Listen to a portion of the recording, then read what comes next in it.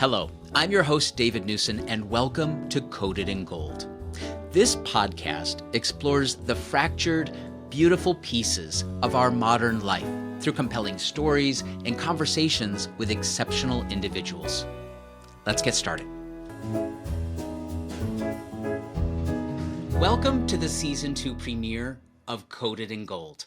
This first episode is with my dear friend and former colleague at Cerity Partners, Jeff Lancaster. Jeff has had a fascinating career, from working for the U.S. State Department stationed in Japan to becoming partner at a top wealth management firm in San Francisco. What I've enjoyed the most about my friendship with Jeff is how open and willing he is to have deep and sometimes controversial conversations.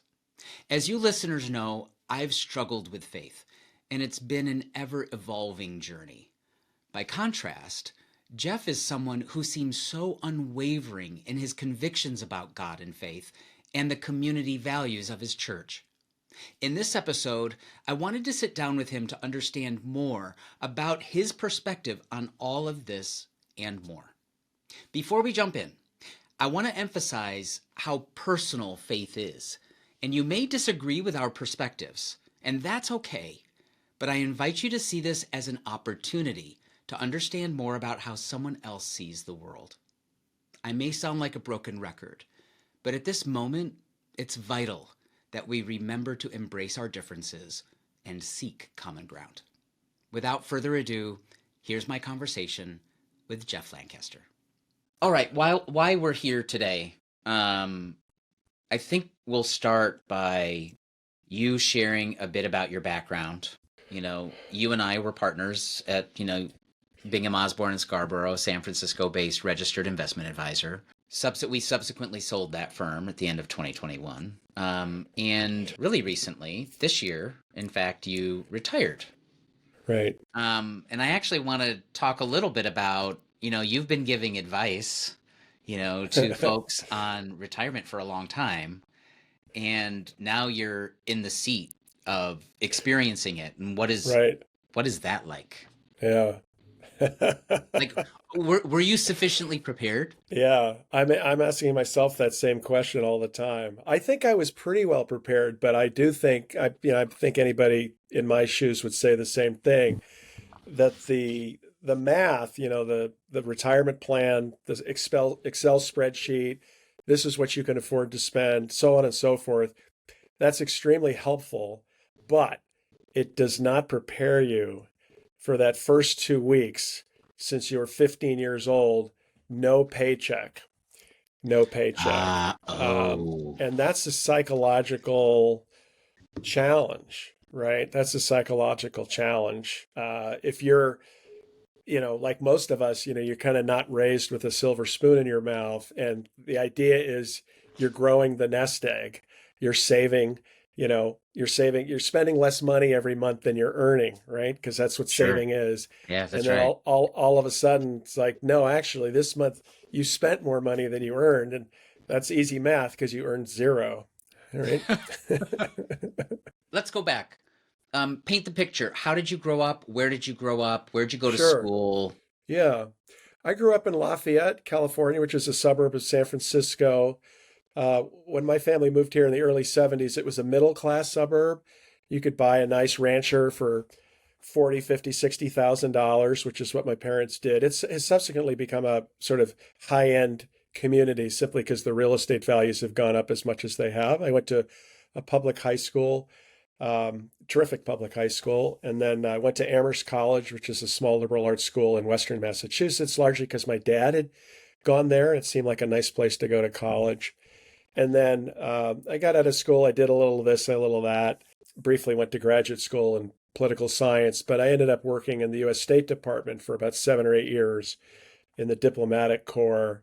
The last 4 years of that in our embassy in Japan, during which time I had a visitor, a guy named Bob Bingham, who'd also gone to Amherst College about 25 years before I did. My wife and I were living in the U.S. Embassy housing compound in downtown Tokyo, and Bob and his wife Carol were coming, and Bob's tall. I want to say he's maybe 6'4" or Oh, yeah. 6'5", Easy, And yeah. I'd seen him at some Amherst College picnic or whatever.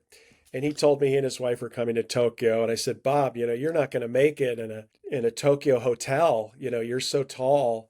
Why don't you come stay with my wife and me? We've got a beautiful US taxpayer provided apartment in downtown Tokyo. So Bob and Carol came and we became friends. I mean, we were already friends a little bit because, as I say, Bob and my dad had known each other well for years. And then after Bob had visited for about a week, he said, if you ever want to do something different, I've got a new little firm in San Francisco. We manage people's money for them. I'm pretty optimistic about the future of the firm. We're always looking for good young people. And I actually was not very happy working with the US government. And I told Bob, can I start now? Oh my Yes, goodness. absolutely yes. And Bob said, well, no, you don't have any experience or credential. Why don't you get a certified financial planning degree? You can take correspondence courses and take tests at US military bases. And so that's what I did. I got my CFP via correspondence my last 2 years in Tokyo. And then I was going to go to University of Chicago Business School if Bob didn't honor his commitment, but he did honor his commitment. He offered me a job, basically scrubbing toilets and taking out the garbage. But I was just so happy to be working for Bob, and he did have a great firm, and it was just a handful of people, but it was exciting. You're growing and learning, and I got to stay in the Bay Area where I'd grown up, and then I stayed for 30 years. Okay, you went to public school. I want to pivot a little bit. You went to public Yeah, school. How I many kids did. do you have? Two kids. Okay. Yeah, two kids. And you didn't put them in public school. I didn't. We had that chance because we're living in an area with really good public schools, and that was a really nice option for us. We ended up homeschooling our kids. We're Christians, and so we were kind of doing the whole, Christian homeschool vibe. But we'd never done that before, David, and so we didn't have a lot of confidence that that was going to go well. And Okay. so, I can imagine it could go one of a few ways. exactly. And so my wife and I said, well, look, let's try it for a year. Let's see how this goes. But we're not committed to doing this for, the next 12 years. But we liked it and it went well. And there's a lot of, great things about, homeschooling. You can obviously progress at the pace that's appropriate for your kids. And you obviously spend a lot of time with your kids, which, can be a Sure. plus or a minus depending on who you are and who your kids are. And where we live, we had no trouble integrating our kids into the local sports programs and the local arts programs. And our kids played musical instruments. They're active in our church, so, there's always the risk, and you hear about it, that the kids are going to be isolated, that they're not going to have a chance to be kind of properly socialized, which itself is kind of curious because, of course, most people in homeschool because they want the kids distinctly socialized. But be that as it may, we just said every year, yeah, let's do another year, let's do another year. And then when high school approached, we said, yeah, I think we're done. I think this has Okay. gone very well, but the kids now need to take multivariable calculus. They need to take AP physics. You know, we could pull that off, but there's some good high school options, sort of kind of normal high schools. And so we did that. We dropped the kids actually into a local private school, which was also a nice choice for homeschool families because, I mean, most of the kids didn't know any of their classmates when they got there because that high school pulled from all over the Bay Area. And so Wow. our kids were normal there in That's that great. they didn't know anybody, Right. right? But their classmates didn't know anybody either. Either. Yeah. So that worked really nice. So what grade? Ninth grade? Is that Yeah. Yeah. okay? So So they did nine through 12. 9 through 12. And how are your kids turning out now? Yeah, they're good. They're good. A buddy of mine, I got through high school and I told him, I said, man, these teenage years, can't believe it. Looks like we made it. And he warned me, he said, Jeff, it's not the teenage years with your kids, it's the 20s. And it was like a punch to the gut. I said, well, what do you mean by that? And he said, well, in the teenage years, you still have some confidence that you can steer these kids if they're kind of heading in the wrong direction. He said, just take it from me. If you're not happy where your kids are going when they're in their 20s, there's there's a real sense of panic because these are kind of fully formed adults, they're kind of fully formed Sure. adults. Yeah. So that struck terror into my heart. But be that as Hmm. it may, um, my boy, he lives in the city. He's got a, good job. He's got a fiance we like. He's getting married. So far so good there. And then my daughter lives in Denver. Also got a nice job. We're going to try to persuade her to move back to the Bay Area. Um, I think COVID probably hit her generation a little. I mean, generation. She's just a few years younger than my son, but probably spent less time in her college classroom. Then her first Mm. jobs out of school were remote and so forth. So I feel sorry for a lot of those kids who are still staring at screens all day long. Yeah, I was just reading. Well, yeah, I mean, I've been reading a lot about screens, Yeah, right? yeah, Because we have, absolutely. Xander's actually, his birthday is this week, and he's going to be 7. And I mean, we read this book, like The Anxious Yeah, it's Generation. a great, great book. Yeah, I bought 8 copies of that book. And I've never done this before. I'll never do it again because you don't want to hand people a book because they feel like you're judging their parenting, true. which Yeah. to some extent you are. And I handed it out to every colleague in the office with a child under the age of 10.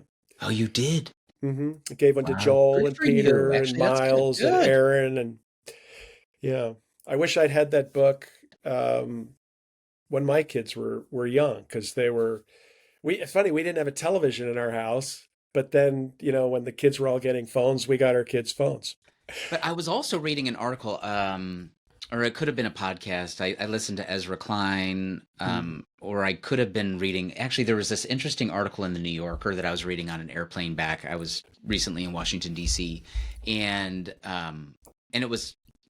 it wasn't refuting, Yeah, the author of The Anxious Generation's data, but it was just kind of saying like there was also a lot going on when some of these studies were taking place. right, Um, that perhaps we should look at as well. right. Yep, Um, but I am yep, pretty convinced, like, yeah, just there are times like if we cross an ocean, Xander gets an iPad, right? So it's like he will get an iPad if we are right, crossing, like just to keep us all sane. right. But it's amazing once we get to the other side, he doesn't want to give it up, right? And Yeah, he's like adamant about not giving that thing up. And then he's obsessed with it for a period of time until like he realizes it's completely gone away because it's not coming back, right? yeah. Until we cross another ocean. Maybe that's why he likes to travel so much. I don't know. But it is curious, the data that you see in some of the reports that they mention in the book is like terrifying to us. It's terrifying. I mean, to me, I think it's true. A lot of these kids, they've got the phones and the laptops, and they're fine, right?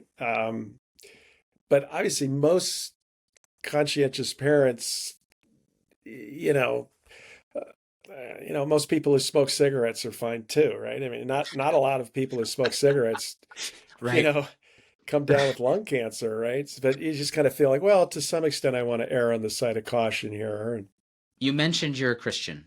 hmm What does that mean?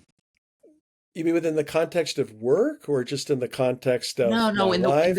yeah, in the context of life. So for example, like on this podcast, I've, been, fairly very open about like I was Right, born and raised, in a Mormon household, right. right? And, Mormons consider themselves Christians, hmm right? And I think even some folks debate that, but like I grew up thinking I was Christian, right? Right, And right. there's different varieties of that, out in the world. And so I guess I'm asking the question, what variety? Tell me a little bit about it. Yeah, Was it, were you raised this way? Was it something that right. you made a decision? How did it go? Yeah. I wasn't raised in the church. I wasn't raised as a Christian. It wasn't something that we sort of talked about and rejected. It was just kind of like not in the air and not in the water, Okay. kind of thing. And then as I became older, became an adult, I had read to some extent the Bible, which seemed compelling. It seemed kind of believable to me, sounded about right. The narrative sounded about right, very distinct from the narratives that I'd heard growing up and in university and so forth. And at a certain point, I just realized like I have to like I can't just kind of be wishy-washy on this thing. I either believe this or I don't. And if I don't, I'm going to live this way. And if I do, I'm going to live this way. And that's a painful place to be Oh because, of yeah. course, if you decide I do, um, then, you are surrendering to some extent significant control over your own decisions, right? Because you want to be obedient and so forth. Sure. And so that was biggest change in my life. I made that as an adult. I married a woman who's a Christian. I raised my kids as Christians. Obviously, they're adults. They're going to do they have done what I did, which is, it doesn't matter, shouldn't matter that much, the environment in which you're raised. At a certain age, whatever that is, like Sure. you got to make your own decisions, right? Shouldn't matter all that much what, you know, mom and dad say. You know, mom and dad aren't living with you. Right, right. And so it's time to stand on your own 2 feet and make your own decisions. At what age did you make that decision? I was probably mid 20s. Okay. Yeah, mid 20s. And what does that what were you deciding to do? Like what are the maybe perhaps the best way is by, me sharing a little bit about, Yeah. Mormonism, right? Like, we had the King James version of the Bible, right? Hmm. That Hmm. and then very much believed that a companion scripture was the Book of Mormon. And then there was this other book called the Doctrine and Covenants, right? But like all taken together, right? There were a lot of there was also this thing called the Word of Wisdom, right? And the Word of Wisdom kind of spelled out this is where most people out in the world, Mormons have these prohibitions against alcohol or even caffeinated beverages and yada yada yada. Right. And it kind of comes from the Word of Wisdom. So I'm wondering, like, and of course, the Ten Commandments, clearly, abiding Right. by those, but Right. generally abiding by a life kind of as I don't want to say as prescribed, but like you're signing up for a very specific way You of living and you are. almost a way of being. And I guess what Hmm. I'm asking is like, what is that way of being um, for you?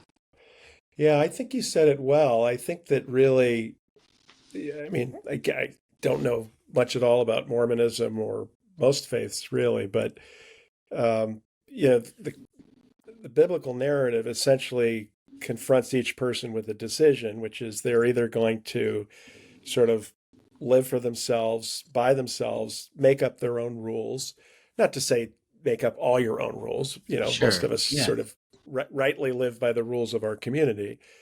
But in any case, you are your own sovereign, right? You are your own sovereign. As every child says at some point, don't tell me what to do.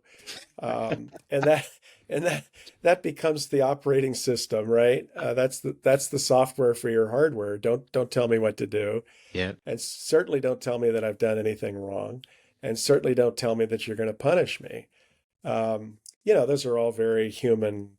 You know, to some extent, if you don't feel those things, there's something wrong with you. Mm, But a Christian worldview says, yeah, but that is wrong. That is right. wrong. And what's the word? Sinful.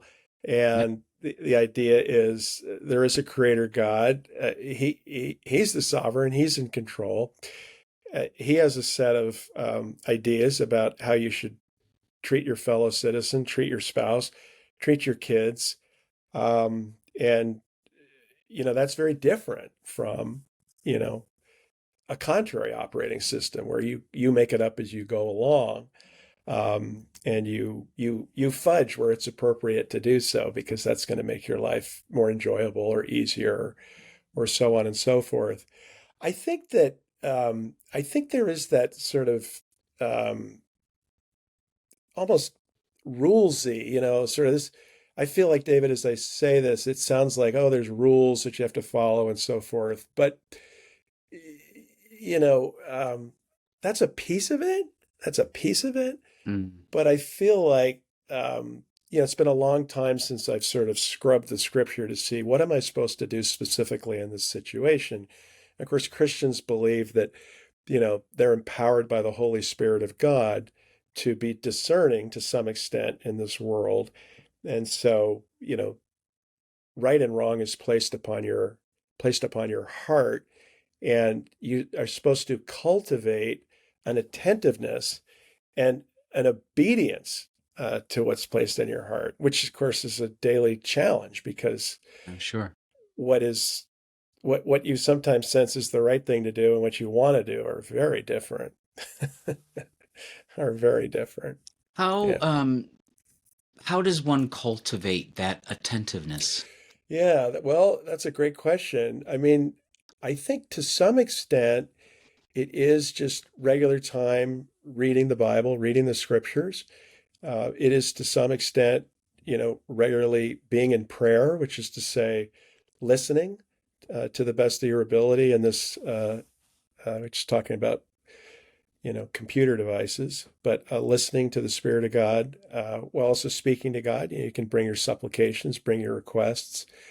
And then I think also it's very helpful to spend some time, not all of your time, but some time, in a community of people with a similar worldview, Mm. which is, gathering to, it's a Christian context, gathering together for church or gathering together for, Bible study or for prayer meetings or for picnics or whatever. Because in theory, you got a bunch of people in the same room, reading the same books, listening to the same people, trying to take their lives in similar directions. I think about, I and mean, all we just, and all necessary. I think all three of those, right? Is the reading, the praying, and then being with what we in our church call the body, which uh, means all the people in the church. is that the strongest sense of belonging and community that you have experienced in your life? Outside of my immediate family, yes, and it's interesting. I've lived in several different places, Hmm. and some of the churches have a very powerful sense of community, um, and some less so, right? Some less so. Ooh, ooh, ooh. Okay, that's very interesting to me.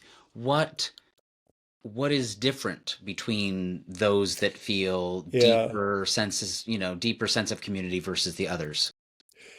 yeah. I ask myself that a lot. I think that in the Bay Area, it's interesting. If you grew up in the Bay Area and you travel on a Sunday. I had this experience years ago. I would travel every once in a while to go see my daughter in Denver.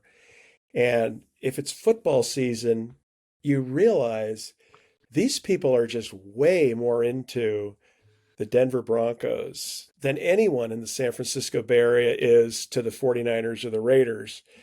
And I've been told the same is true if you go to Alabama during football season, Ah, very um, interesting. or even if you go to Boston during basketball season. And the criticism, the arrogant San Francisco explanation for this is we have a lot of choices on Sunday.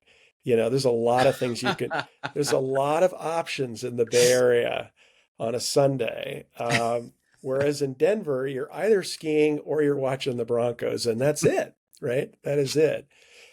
So I do think the sort of menu of options, again, this is not a very romantic answer, but I think the menu of options is part of that, So my wife and I attended a church in Tokyo, a Christian church in Tokyo. And yeah, there's a lot to do in Tokyo, but it's an English language church. And so right away, you're in Tokyo, and yet you're in an English language setting. And Mm. this was in the early 1990s. There were not a lot of English speakers in Tokyo the way there are today. It's a Christian setting. The Christian population in Japan is a fraction of 1%. And so you are in a very exclusive, I don't mean exclusive hoi polloi, I just mean it's a small little world. And then on top of that, in this church, there were a lot of people from, uh, well, there weren't a lot of people from anywhere. There were people from Ghana, from Cameroon, from Nigeria, from South Africa, from the Philippines, from Thailand, from Japan, from China, from America, from Canada, from Mexico. I mean, it was truly like a little United Nations. These people had nothing in common with one another except that Wow. they were Yeah. Christians who spoke English, who were very far from home. And so I felt like that community was really skillful at pulling in the newcomer and pulling in the visitor and surrounding that person and making them feel like you are part of the hive. You are part of a big, strong, healthy, loving, caring, protective family, right? Family. And we Mhm. had formal ceremonies to say goodbye to everybody who left because people were always cycling out over every 2 or 3 years.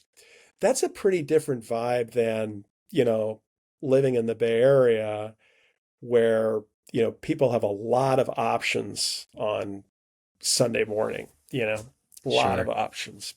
I want to talk a little bit about faith. Okay. Um, and let's start kind of by definition. Like, what is faith?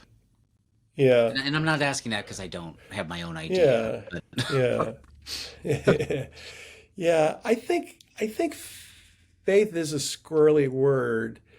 In I our in agree. our I agree, by the way. I do Yeah, think it's it's also really tricky. And I'm no theologian. I mean, I have faith in, hope in things unseen. But I like the idea rely. And sometimes the head teacher at our church will quickly, every time not every time, but many times he uses the word faith, he'll quickly tell everybody in the congregation, like, yeah, but what does that mean? That's like, that's a, that's a tricky concept. You say, how about rely? How about rely? How about rely? This is the metaphor, right? Which is you can have faith that the ice is going to support you as you walk across the lake. But candidly, it doesn't matter how much faith you've got. If the ice is an eighth of an inch thick, you're going to fall through and that's drown, right? that's right. Congratulations on having great faith. That's right. Faith in what? That's right. That's Or right. in the Christian worldview, of course, faith in whom? And faith in whom, right? And so, for me as a Christian, faith is about relying upon Jesus, right? Relying upon Jesus as God, as my Savior, right? Uh, that is what faith is about. I don't have faith in my ability to, frankly, be reconciled with people that I've mistreated. I don't have faith in my ability to have the right answers for my kids. I don't. I mean, I do all the time. Of course, that's what I was talking about earlier. I mean, Sure. I Yeah. tell myself, no, I can do this, I can do this, I can do this. Yeah. And then that very often doesn't go as well as you had hoped. Then you then you have to remind yourself, oh, wait a minute, I think Sure. I think I forgot who was in charge of this decision. I made my own decision and it didn't go well again. Just not to say everything's obviously bright and happy when you are obedient. That's not how it works either. No, it doesn't work that way either. How had you not converted, Uh-huh. how might your life have been different? Do you reflect on that ever? I do. I don't think about it. So, I mean, the main thing is like my wife's a Christian and she's great. And She is great, I by the way. I can't imagine. I just she's away for a week. I can't imagine like living without her for one more week, much less not having lived with her for the last 30, 35 years. So there's that familiar thing that we all have. Like if I hadn't married this woman, I wouldn't have these kids. But because the question is really a spiritual one, you know, I just think, David, that like things would have, for me personally, things would have gone really, really poorly. Just Hmm. because just frankly not a great person, not a great person. It's not to Oh, say Jeff, come no, on. no, no. Come uh, on. not to say I'm a great person now by any means, but what I'm just telling you is that left to my own device, when I'm left to my own devices, when I sort of treat the world as my little fiefdom, Mm, um, I upset people, I burn bridges, I get angry, I get impatient, petulant, pouty, and again, am I extreme in those ways? No, I'm not. But um, you know, I understand that. it's not. I It's not. completely understand that. Yeah. Yeah. So is it fair to say that that decision has been because really to me, when you make a decision like choosing a religious um, faith, is that fair to say? Is Hmm. that okay? Well, I don't want to get into the whole sort of Calvinist. Extreme Calvinists would even go so far as to say you actually didn't. You don't make that choice. God makes right. God makes that choice, right? It's Right. predestination. But again, let's not go there. Right? That's seldom a profitable. Get the theologians to handle that one. Had this not happened, though, Right. right? I think what you're expressing is that the and I don't know, there's my mind is saying like, I'll call them guardrails, um, but I don't know that they're necessarily guardrails either. But like, okay, so there's this way of being that you are living, right? Mm-hmm. Mm-hmm. And you also mentioned like it's not just rules, and I get that, right? Right. Like, Right. okay, it's Right. not just rules. So there's this way of being that actually like has had this like profound positive effect on your own outcomes in life. I think that's what you've expressed, right? Yes. Yep. That without it, it would have looked radically different. That's correct. Um, and in my scriptures are coming back to me, and it's like the natural man is an enemy to God, right? So, um, and I also in in theory, I think feel that way too, right? Like if I am left to just who I am, right, without um rule, I don't like the word rules, but like without any rules, but let's call them rules for the sake of this conversation. Right. If I live my life without any rules, then like I'm off the rails. Like I could be very much off the rails based on my natural state in the world, right? Like I'm fast to anger. Like I've got a little bit of a temper, right? I get frustrated pretty easily, right? Like I don't suffer fools. Like like there's a lot of things that if I were not intentional with how I'm living my life, would look radically different than it is today. And so I get that a lot. In the East, there's meditative practices. Does that Hmm. have a place in your world? Yeah, meditation's a tricky word because it, I guess to some extent, there's a prayerful component to it. But then spoken to friends of mine who sort of, you know, meditate in the way that's become, I don't want to say more popular, but what we hear more about um, in America in the last 20 years, Mm. it's the concept of filling up your mind, but then also the concept of emptying it. So I think it's quite different too. So I think I would put, prayer and contemplation and meditation at some level in the same box, but I think in many other ways they're very, very different boxes. Yeah. And I have not studied zazen or it's just Sure, sure. not something that I've studied. It's interesting. I had in one of my questions like, is there a point where faith can break down for you? But I'm reflecting on Right. your response. Like, if we think about like faith as like to rely on, Right. like, Yeah, well, I haven't relied upon myself instead of God for at least the last, 5 minutes, right? I mean, it's just, it's in your DNA to do your own thing, Hmm. right? It's in your DNA to do your own thing. So it breaks down all the time, you know, Hmm. breaks down all the time, which is why, in the Christian mindset, forgiveness, repentance, forgiveness, is a very, very big, you know, part of the package, right? Yeah.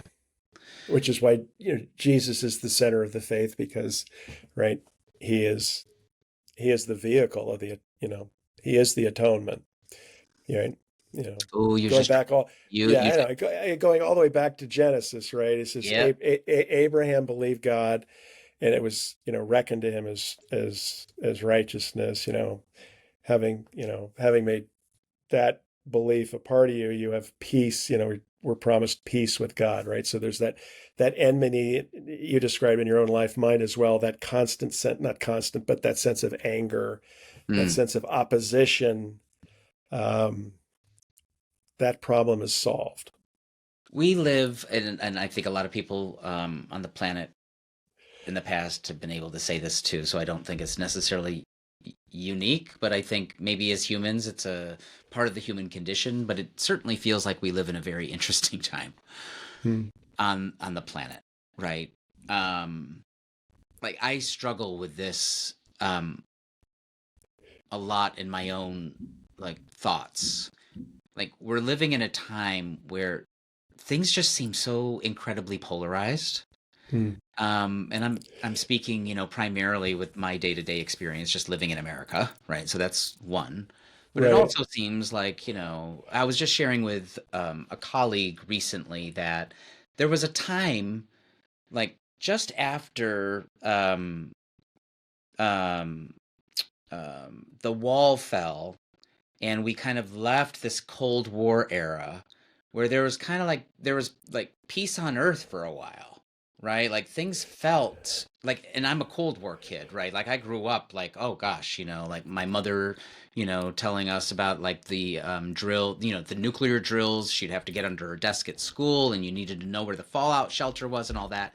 I grew up as a little less intense than that, but there Hmm. was this idea that, you know, the world could end through mutual destruction at any moment, that it was certainly Yeah. possible, and where there were nations capable of this thing. Um, Hmm. and then it felt like, oh gosh, that's over. It's over. Like, oh gosh, my goodness, like, peace flags. Like, this is fantastic. And it just didn't, it felt like it didn't last very long, to me anyway. And fast forward now, and maybe this is a function of also having children because your worldview shifts. You start to, I've never had to worry about another human being that's, I mean, like, it actually feels like a part of you on the outside that you're, worrying about. Um, and I wonder, do you see, and you're, by the way, I value the way that you think, and your mind, and which is why I'm asking this question, which is, you know, there's part of my mind that's like, do you have faith in humanity? There's that, right? And then it's like, I don't Right. know, like, can we really rely on humanity? I don't know. Maybe we'd all die. It's through mutual destruction if like it was just left up to us. But then there's also, um, are there ways of being in the world today where people can come together again and live in an existence that is less polarized, Mm. where there's more civility? I feel like civility has really kind of gotten tossed out the window. Yeah, it's really a problem.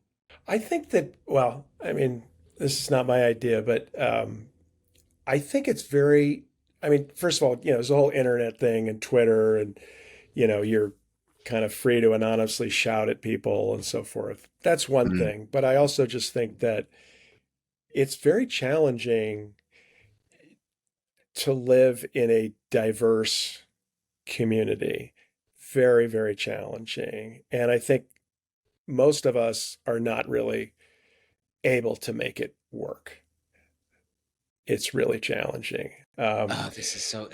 Explain what you mean by diverse community. Well, I mean, I read this first. The guy, the Harvard sociologist Robert Putnam, who wrote the book Bowling Alone, and Bowling Alone was a very popular book which described why all the bowling alleys in America are going out of business.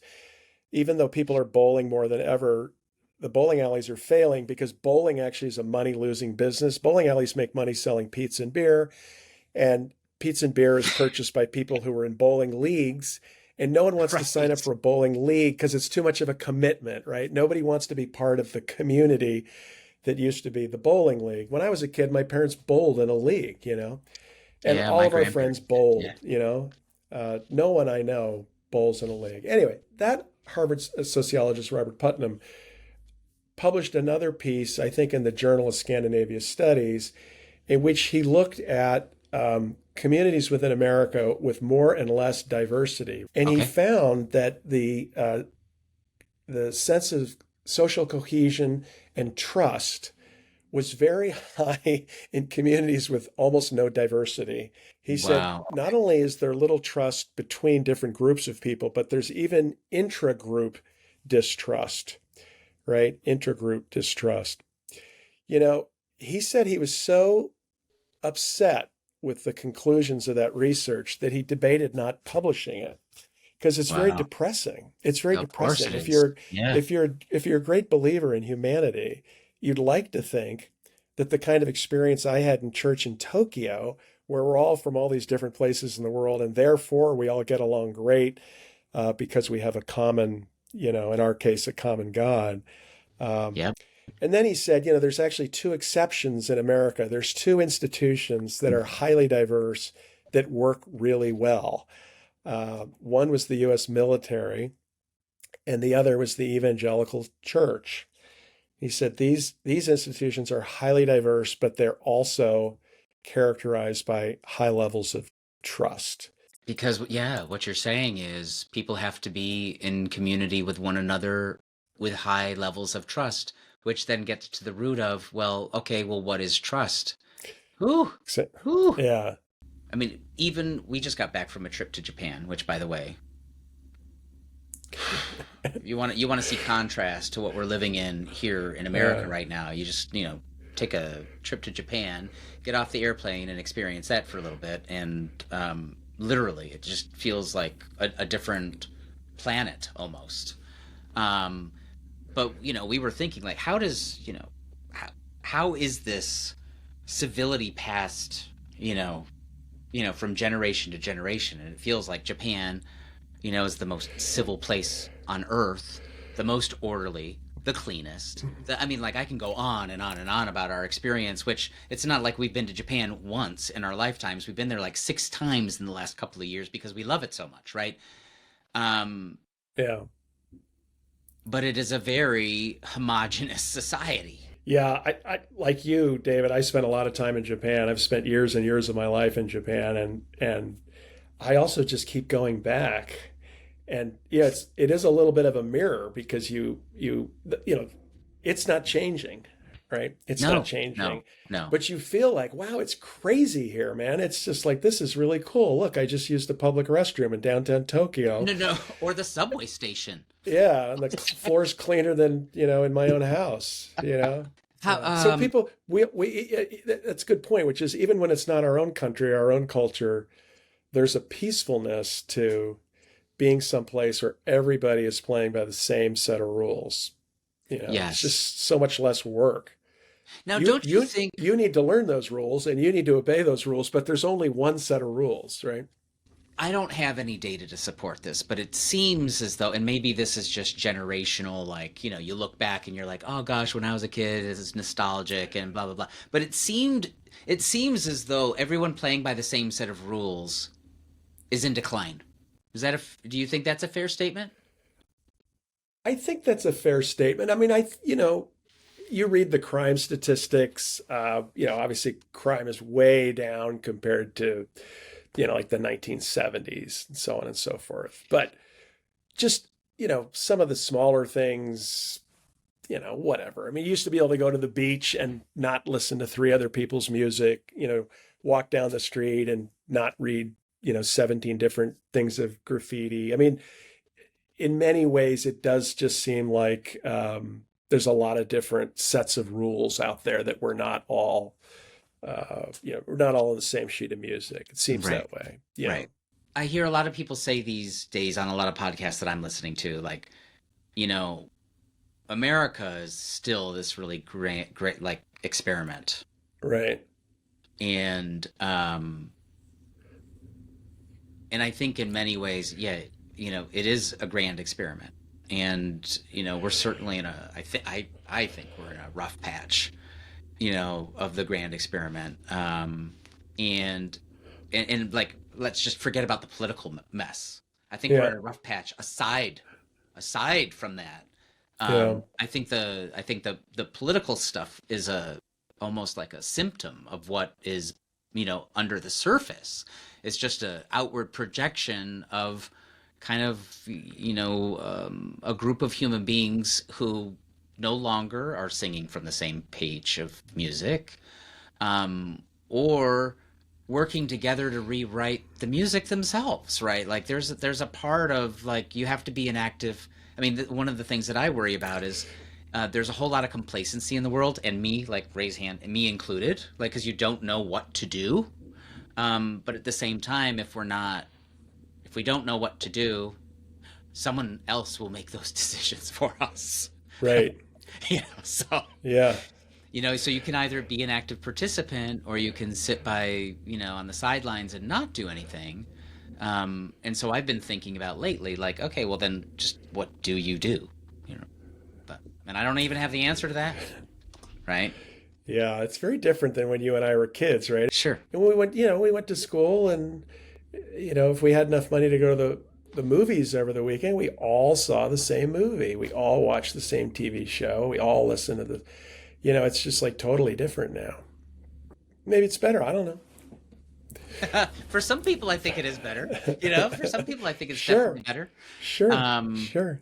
yeah.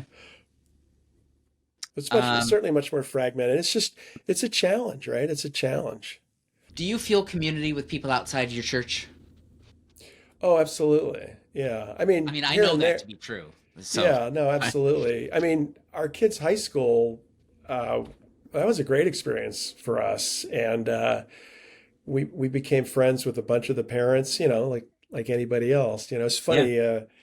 My daughter we were at a graduation ceremony or something, and I just felt sorry for myself. I said, like, well, now what am I supposed to do? And my kids are, and then one of the parents, laughed at me, and she said, well, Jeff, it's the golden age of television. There's a lot of really good television. And she's so funny. And then she said, well, do you play bridge? And I said, yeah, I play bridge. And four couples, for my kids, so we've been playing bridge together for years, Oh, ever that's very since. cool. And that's a very small community. There's just eight of us, but Yep. it's really nice. And my wife's very active in some neighborhood associations, Firewise, which prevents us all from burning to the ground, and the local improvement association. So yeah, there's a lot of great community opportunities for sure, apart from the church. In fact, it's really, psychologically necessary, right? Because, you don't want to have, I don't want to say the same conversations, but you don't want to always be thinking in the same way and talking in the same way and discussing the same things, listening to the same music, reading the same books. I mean, that gets boring in a hurry. Oh, actually, I'm so glad that you just said that because you just hit on something that I think is pretty big. Like I think, and I felt this way even growing up.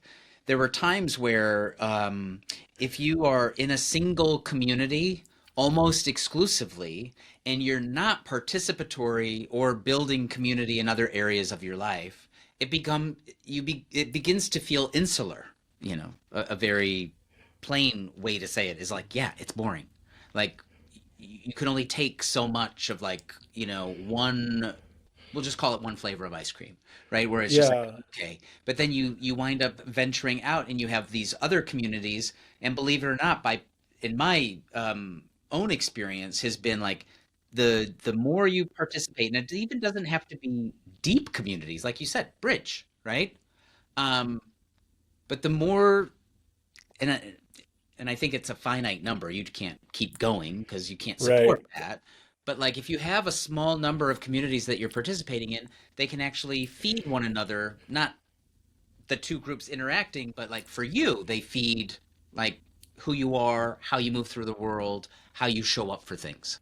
Exactly. Yeah. And you have something to contribute, right? You can Yeah. fertilize, fertilize is maybe not the right word, but you have something you have something to contribute, right? That in my communities, if I ask for a book recommendation, I'm gonna get very, very good recommendations from my church world and from my bridge world and from my neighborhood world, but they're gonna be very different books. Oh yeah. Yeah, yeah, yeah, yeah. I mean, my best book recommendations came from my clients. Okay, you One have or any two. book recommendations today? Well, I'm reading an old one right now. I'm reading Cormac McCarthy's Blood Meridian. Man, that's a tough one. That is a tough one, but quite good. Yeah, Blood Okay, Meridian. cool. I'm not in bookland right now. I'm trying to like Yeah, I've been listening to podcasts and reading like The Economist and The New Yorker lately. it's it's tough to read books. You got to retrain your mind. This is Just to sit down on the couch for 2 solid hours and not pick up your phone. It's like, this oh is my true. gosh. Remember when you were younger, you could just spend an entire day reading a book. You could. It's very difficult to do that now. Hey, do you think I know this is a little random, but I was trying to think about like, well, gosh, maybe people should start reading more, and then it's like, well, why aren't they? Oh, they're on their phone. Well, do you think, we all need to put our phones down a little bit more and interact a little bit more, and maybe things get a little bit better? I do, yeah. But, am I doing that? No. I know, But right? No, I hear you. I mean, I'm yeah, not. yeah. I really do. The hate book, The Anxious Generation, targets the kids.